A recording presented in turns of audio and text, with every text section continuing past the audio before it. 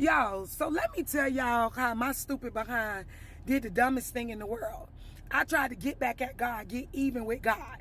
Soul ties are real. So let me tell y'all my story really quickly. So, me and my husband, we've been married for 20 years now. Almost 2 decades. I'm only 40 years old. I'm 40. He 35 or whatever. And you know, just like every marriage, at some point, you get what I'm saying? Things get a little rocky. So, we was in this little situation where I put my husband out of the house.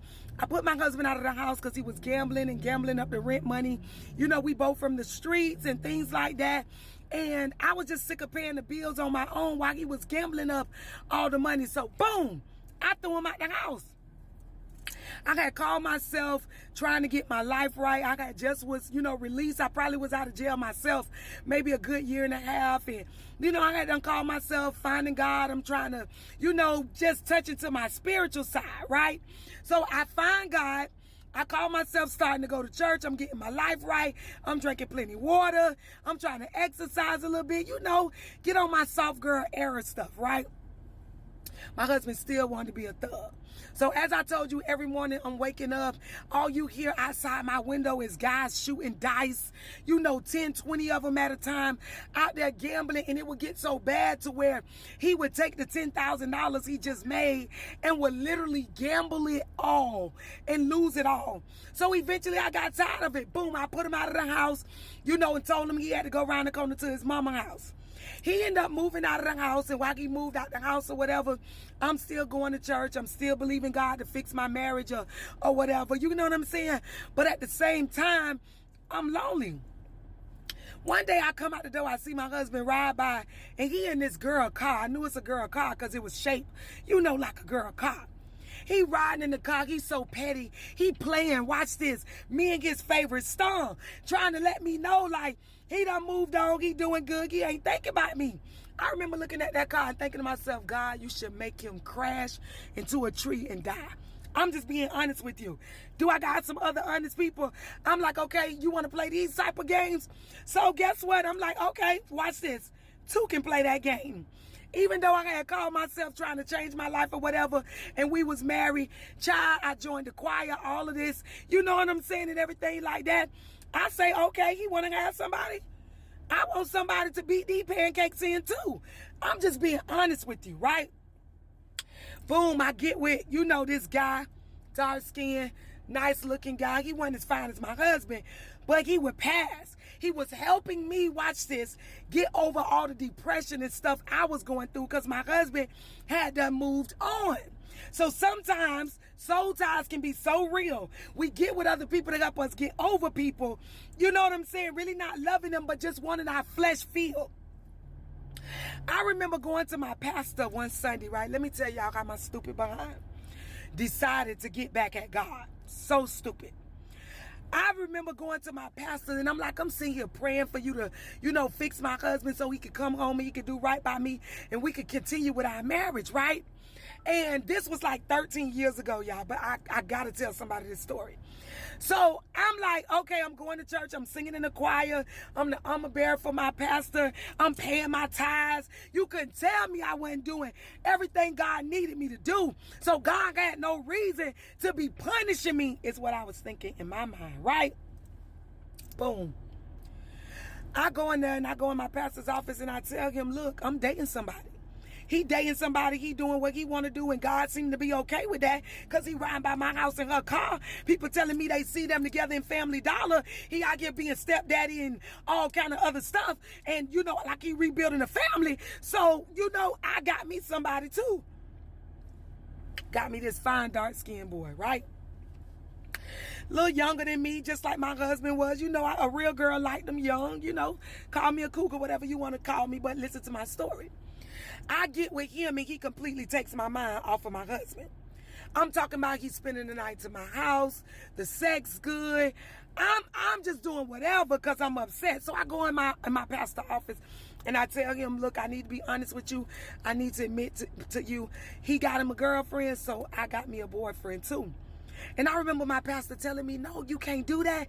You in church, you singing for God, you serving in the church. You can't do that. Pray about it. God gonna fix your marriage. Everything gonna be okay.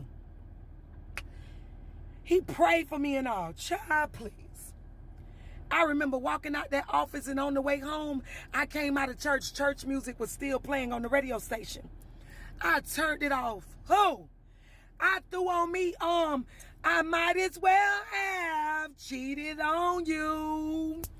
As much as you accuse me of cheating, I'm building myself up to go do what I was getting ready to do. Because my mind was, God, you want to play with me? I'm going to get even. I'm trying to serve you. I'm trying to do right, but you're going to give my husband to somebody else. This is what I'm thinking in my petty mind. I remember walking in my house, and he was sitting on the couch playing with the kids. I remember telling him to come in the room, and this is the honest God truth. I heard my pastor's voice in my ears saying, no, don't do it. You know, put him out the house. You can't get even. You know, you can't do all that. Come on, that's not godly. You're committing adultery. Let me tell you something. I went in the room. I turned on my body and soul music, turned it up so loud so I can block out God's voice and block out my pastor's voice. And I remember, listen to me, laying on my back, baby, and let him beat these cakes real good. And as he flipped me over, this might be TMI, but if y'all don't know, I'm a different type of minister. I keep it all the way real. He flipped me over, and I remember looking at the headboard while he was pounding me from behind and literally telling God, now I'm hurting you. You see what it feels like to have somebody you love do something to hurt you? You're allowing my husband to hurt me by sleeping with another woman that he done got pregnant. So I'm going to let this man get behind me and do all kind of nasty stuff to me because I know it's hurting you. Dumbest decision I could have ever made.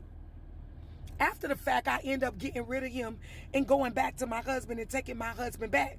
It was so hard because I was having suicidal thoughts. I was angry with God. I was angry with the world.